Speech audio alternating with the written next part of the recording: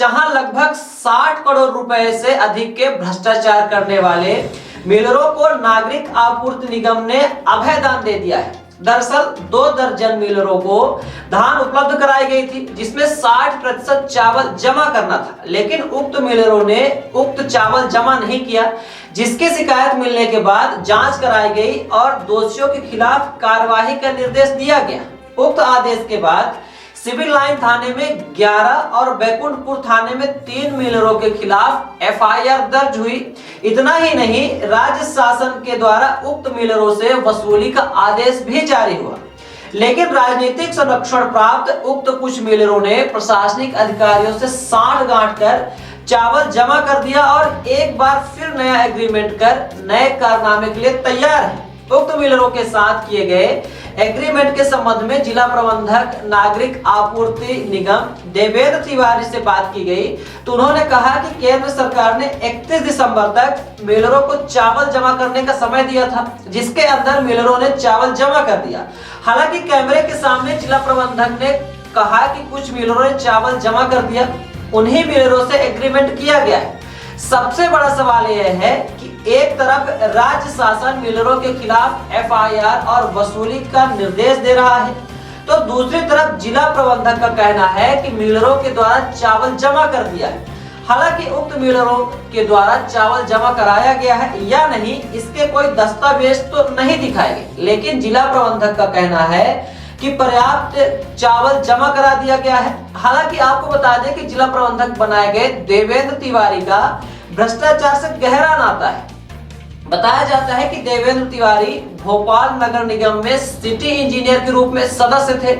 उस समय BRDS project का गलत प्रोजेक्ट डिजाइन किया था, जो 350 करोड़ में बना।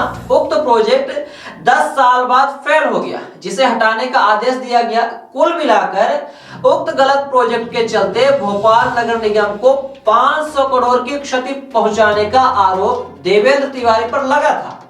आपको यह भी बता दें कि भोपाल नगर निगम में जब कांग्रेस पार्टी के महापौर सुनील सूद और आयुक्त मनीष सिंह थे, उस समय यह 360 करोड़ का बीआरडीएस प्रोजेक्ट की डिजाइन तैयार कर भोपाल की सड़कों पर बनाया गया था, लेकिन इस प्रोजेक्ट को 10 साल बाद फेल कर हटाने का संभवतः आदेश भी दिया गया था, जिससे जनता के द्वारा दिए गए टैक्स रूपी 150 करोड़ रुपए खर्च कर हटाने का काम किया जाएगा।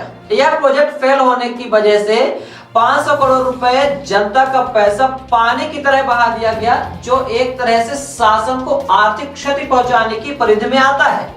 जो उस समय पदस्थ इंजीनियर प्रोजेक्ट की डिजाइन तैयार करने वाले भी इस शासन को क्षति पहुंचाने में बराबर की भागीदारी माने जा सकते हैं।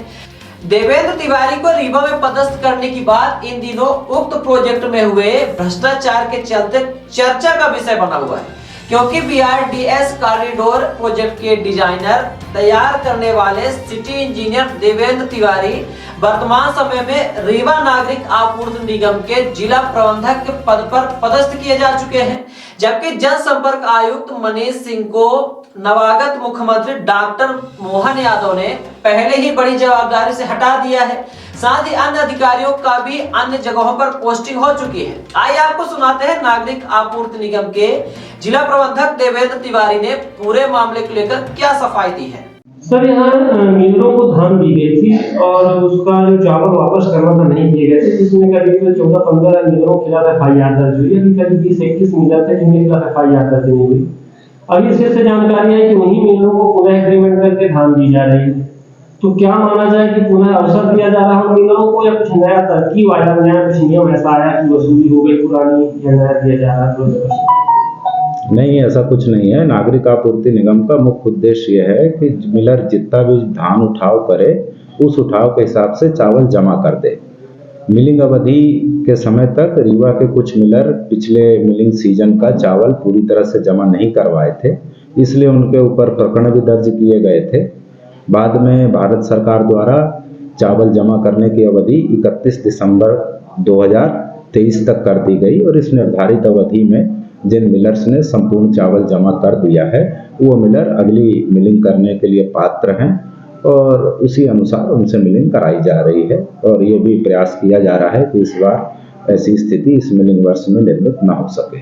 कुछ मिलर अभी हैं जो नहीं जमा कर पा पाए। नहीं, सभी ने चावल 100% जमा कर दिया है और जिन्होंने जमा कर दिया वो मिलिंग के लिए पात्र है। अभी जब ये नया इनको मिलिंग का दिया गया है, नया एग्रीमेंट हुआ, तो एक ऐसा चर्चा चली रीवा में आपके यहाँ पदस्थापना हुई कि भोपाल नगर निगम में इंजीनियर रहते हुए बीआरडीएस पे घोटाला हुआ। तो घोटाला का कहीं प्रोजेक्ट फेल हो गया, जो आपका प्रोजेक्ट बनाया गया था 350 करोड़ का, उसमें 150 करोड़ फिर से वसूली के लिए जा रहा है। तो एक नई परिपाटी डाली जा रही है, फिर से उन्हीं मिलरों को दिया जा रहा है। तो मतलब इस तरह से कुछ ऐसा भारत। दो अलग अलग विषय हैं, मिलिंग का मैंने आपको बता दिया है।